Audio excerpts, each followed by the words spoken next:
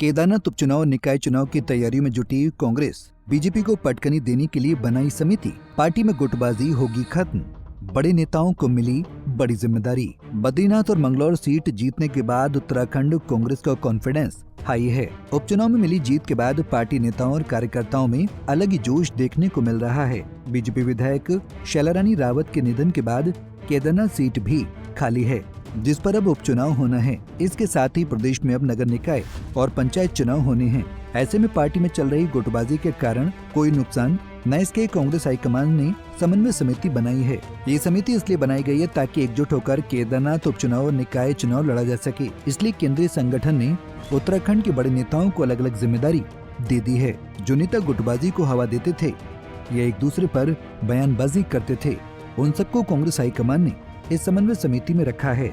इस समन्वय समिति में प्रदेश अध्यक्ष करण महरा समिति के अध्यक्ष होंगे, जबकि नेता प्रतिपक्ष यशपाल आर्य, पूर्व मुख्यमंत्री हरीश रावत समेत तमाम अन्य वरिष्ठ नेता सदस्य बनाए गए हैं। क्या है इसका, क्या उद्देश्य रहेगा, क्या देखिए, केदारनाथ उपचुनाव पार्टी के मद्देनजर भी और देश के मद्देनजर भी बहुत महत्वपूर्ण चुनाव है और पार्टी अभी बद्रीनाथ और मंगलौर चुनाव जो जीती है उससे पार्टी में बहुत जोश और उत्साह है और मैट्रिक लगाने के पूरे मूड में है। जनता हमें भरपूर सहयोग दे रही है और आगामी जो निकाय और पंचायत चुनाव भी होने हैं वो भी बहुत महत्वपूर्ण है। लगातार भारतीय जनता पार्टी का इन चुनावों को टालना ये बताता है कि भारतीय जनता पार्टी को ये अंदेशा हो गया है कि आज की तारीख में यदि निकाय और पंचायत चुनाव होंगे तो उसका सूपड़ा साफ हो जाएगा, क्योंकि क्षेत्रीय जनता बहुत परेशान हो चुकी है इस प्रचंड बहुमत और डबल इंजन की सरकार से।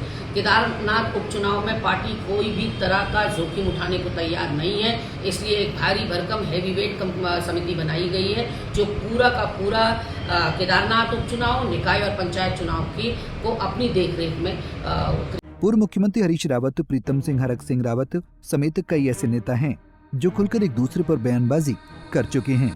ये शिकायत कई बार राष्ट्रीय नेताओं तक पहुंची है, जिसका संज्ञान तो राष्ट्रीय नेताओं ने लिया, लेकिन उसका असर उत्तराखंड में नजर नहीं आया।